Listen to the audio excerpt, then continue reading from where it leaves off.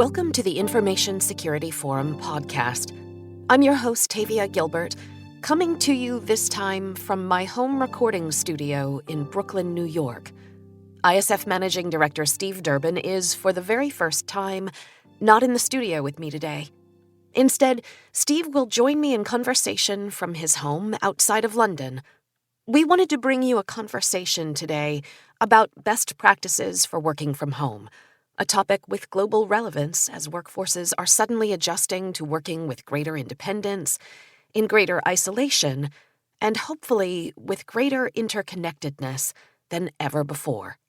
The entire world has just become a work-from-home economy, so I think offering your insights into how to make that successful and secure will be really invaluable.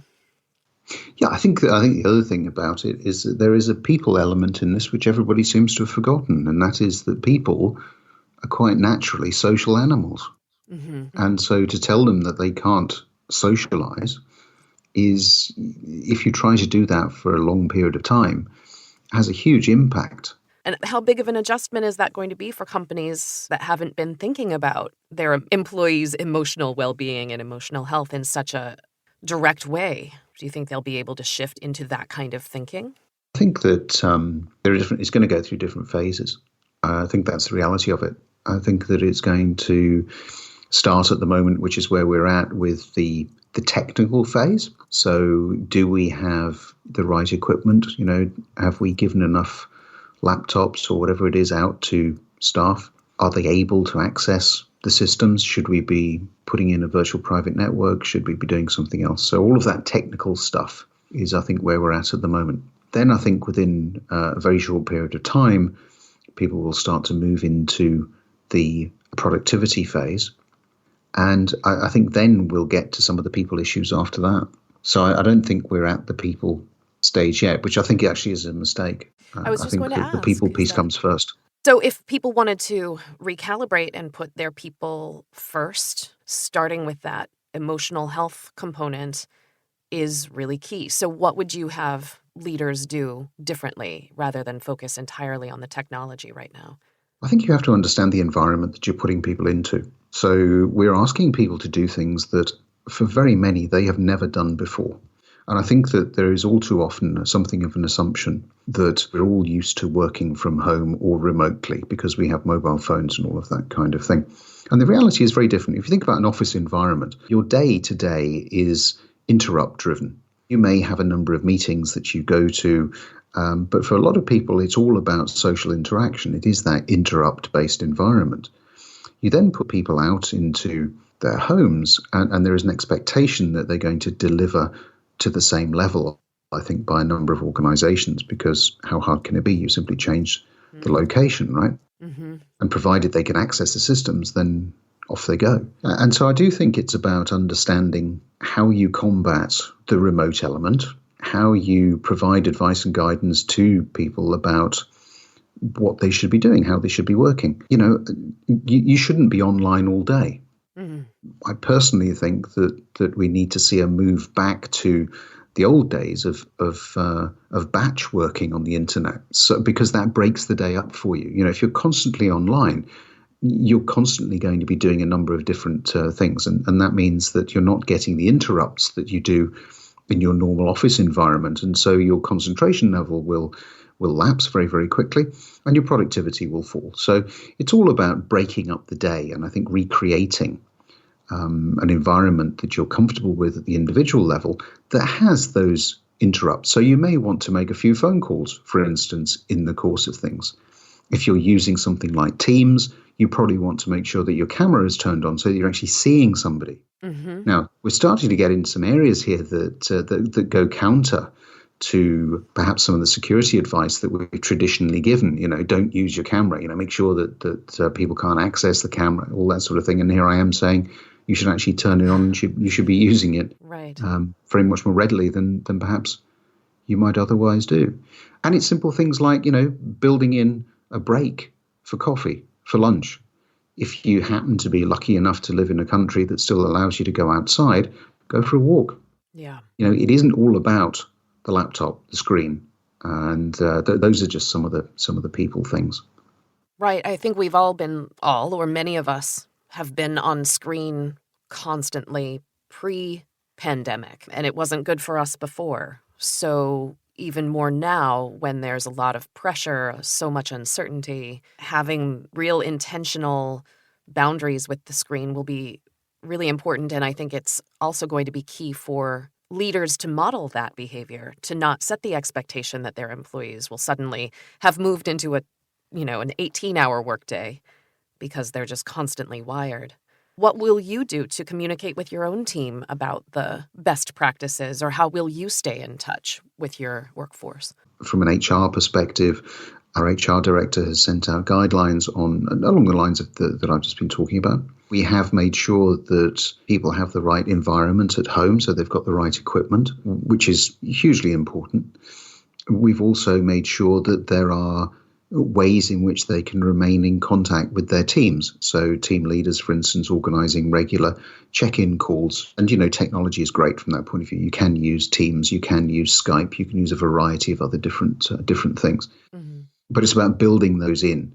And then it's about having, again, regular team meetings where people get the opportunity to talk about some of the challenges that they're facing with regard to working from home, not about the business. We know how to deal with business issues, but everybody knows how to do that. But some people will certainly be concerned about their ability to work effectively. You imagine you're living in a small flat with your partner, perhaps you've got some children, perhaps schools are being closed. How can you find space? How can you find time to actually work? What are those are the realities that we're having to deal with at the moment. Right. And there are many people, I think, in the position of not only caring for their children, but caring for their parents. And that's because of the age that this pandemic hit so hard, that may become even more labor intensive. You and I have talked in the past so often about trust and about the need for and the reluctance to be vulnerable. Sometimes in our business, we're so committed to appearing unflappable, calm, confident. And obviously we need calm confidence, but you just pointed on being honest about an emotional experience of this challenging time. And it sounds to me like that's actually an opportunity to deepen the trust and deepen the relationship on a team within an organization. Do you think that's true? I think that one of the positives that many organizations, many teams will experience after going through this is that they will be a much more closely knit group coming out the other side. Some people won't, because they won't have been able to adapt. But I think that those organizations that do emerge successfully from it will have done a number of things. I would think they will have broken down groups of people into teams that regularly interface with each other. So they're building trust across teams so that they're able to talk about some of the challenges that they're facing. I think that strong leaders will have recognized that they need to let go of the reins. They need to trust all of their people to do the right thing. That may mean that one day they spend hardly any time at work because something else has happened that they need to attend to. Mm-hmm. And for some, that will be very difficult as well. And I think the other thing is that as a leader, I recognize that I'm not going to make the right decisions all the time. We're in an environment that is completely unprecedented. I've seen swine flu, I've seen SARS, I've seen MERS, I've seen bird flu. I've never seen anything like this. Yeah. And so all of the business continuity planning, even though it was based around precedent, needs adapting when you move into an unprecedented environment, an unprecedented situation that changes so very, very rapidly. And I think that's one of the big challenges for everybody is the speed of change.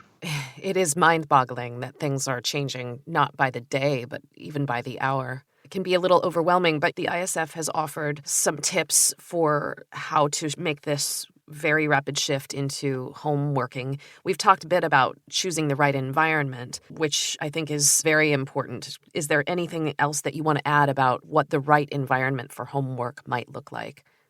I think the right environment for homework is whatever is right for you as an individual.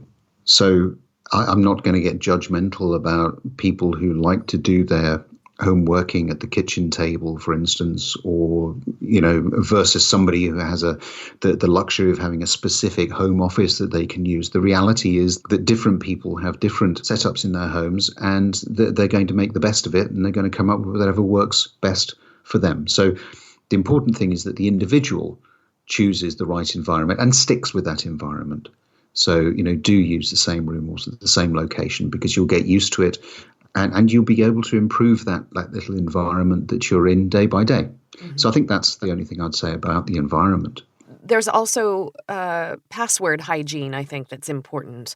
Home working employees are going to be suddenly across Wi-Fi very broadly. So what can we do to protect that connection? Yeah, I think it's, and you and I have talked, at some length in the past about people having to change things like default passwords on the home router. Some people may not know how to do that. So again, this is about, do they know who to ask? So from a business standpoint, from a leadership standpoint, we need to be communicating with people some of those basics. I actually see this as a huge opportunity for security, because security is able in this environment to be helpful, to be useful. It's not preventing people doing things. It's providing real actionable solutions to people where they have a need. And perhaps people haven't really seen it that way before. So I see this as a big opportunity. So it is about protecting Wi-Fi. It is about being sensible about passwords. You are going to want to change some of those. I think as well, you're going to want to keep your home life and your work life very separate. It's hugely important that at a certain point in the day, whatever time that is, that you actually shut down, that you stop the work piece. If you happen to be using a work laptop or a work computer, that's great. You just close it down, you move away, you disconnect it, put it in the cupboard or whatever it is, and move on. Mm-hmm. If you're working off a shared home device, again, just close down all of the work stuff. Don't leave it open in case an email comes in. Shut it all down and put it to one side, because this, unfortunately, is not a short-term thing. Right. It is going to go on. And we have really low boredom thresholds because people are very social animals, and they like to interact with each other. And it's not natural to be doing what we're now asking people to do. Right. So I think those are some of the things there. Another really important thing is do create separation with things like your personal accounts on social networks, on email systems. Don't have them all open at the same time. If you're going to be doing work, do work. Then take a break. Mm-hmm. Go and check some of your social networks. Do it on your phone. Do it on a different device. And that's your downtime, as you would if you were in the office. You're going to make yourself a coffee or tea or whatever it happens to be. So build those things in. Is that separation all about the focus and the concentration, or is there also a security benefit to not having all of those spaces open at once? There's a sanity issue, certainly, I think, for yes, for sanity for a lot security. Of people. I got you. Sanity security is definitely where we want to keep it. Yeah. From a security standpoint, of course, if you've got multiple screens open on your device, a really simple example, you're perhaps writing an email, you switch across to chat, and suddenly you get mixed up. And before you know it, you're sending personal information or personal narrative to a work environment and maybe vice versa. So you need to keep your environment clean and clear. And of course, there's nobody, because you're not working in an office now, there's nobody to be judgmental. Mm-hmm. It's you. And so, you may have got the remains of a Danish pastry all over your laptop keyboard. Who knows? Or if you're a smoker, all of these sorts of things. So people don't get to see it. So there's an element as well of self-policing that people are going to need to get used to. I think it goes without saying, but we'll reiterate that we shouldn't be opening suspicious content, that we should be very aware of hoax messaging, which I assume will be proliferating. Yeah, it's a sad one. It really is. There has been a significant increase in scam messages, emails. We've seen ransomware being launched at hospitals. The reality is that the period we're in now is a huge opportunity for the cyber criminal, both the opportunist and the more professional criminal. It's sad, but it's the reality. So I think that we all do need to be very much more vigilant. There is no shortage of information out there on COVID-19. If somebody is sending you an email with an attachment asking you to click on it to get some, the latest insight, it probably is an attempt at a scam or a phishing email. Don't click on it. If you're really worried about it, well, maybe make a phone call, message somebody via another means, go and take a look, ask somebody else whether they've received it.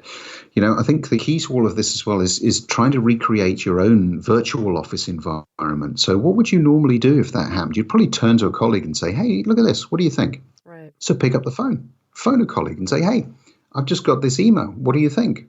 Right. So the fact you're working on your own, in your own house, for instance, doesn't mean that you lose all contact with the people that you normally work with in an office. And that's a really fundamental piece, I think, for people to remember. They may be on their own in the room, but they're virtually not on their own. And there are so many different means of communicating, and we just need to do that very much more often. I've worked from home. I've been self-employed for well over a decade. 13 years plus. And I will say that being gentle with oneself is very key, because when I started out, I thought that I could work a productive 8-hour day with absolute focus and be an amazing home worker. But it took some time to adjust to that new lifestyle. And I found that a good amount of time was not necessarily the same amount of time I might spend in an office, but it was I had to find ways to be focused and bring quality to my work, sometimes in that transition more than quantity. So I offer that to people who are making the shift, because it's not easy. But I do like that you're saying we need each other now more than ever, and there are ways to be in touch now more than ever, and to collaborate and support each other while we're making this transition. I think that's right. And I think that the other thing to really bear in mind, Tavia, is that nobody has all the answers. There will be challenges. Some of them will be of a technical nature.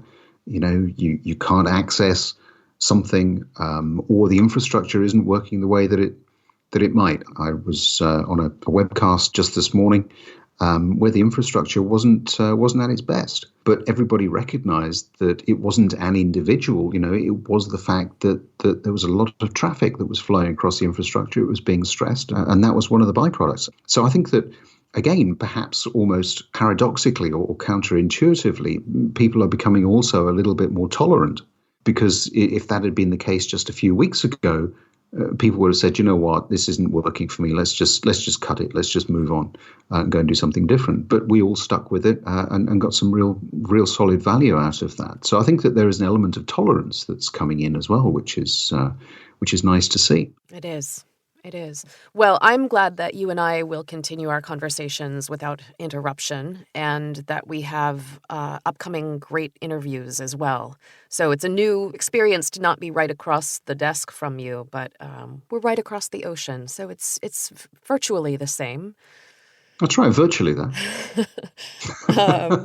So we'll come back with more advice and leadership from ISF, and in the meantime, I wish you and your loved ones well and peaceful, productive working that grows under these challenging circumstances, and good health. Thanks, Tavia. Thank you. That concludes today's episode, our first ever remote recording and our first pandemic-centered conversation. Our intention is to stay with you throughout this surreal and challenging time, bringing you valuable conversations and high-level interviews about security best practices and how that intersects with human psychology. I think what will become absolutely clear in the coming months is that security and human behavior, social connection, and trust go hand in hand. We'll be back soon with another discussion from the ISF. In the meantime, if you enjoy this podcast, please share it in your networks. Be sure to visit securityforum.org to join the conversation on our LinkedIn group, to access the show notes, and to download ISF's research, practical tools, and guidance around security best practices. Wishing you, your loved ones, and your communities peace, good health, and safety. We'll be back soon.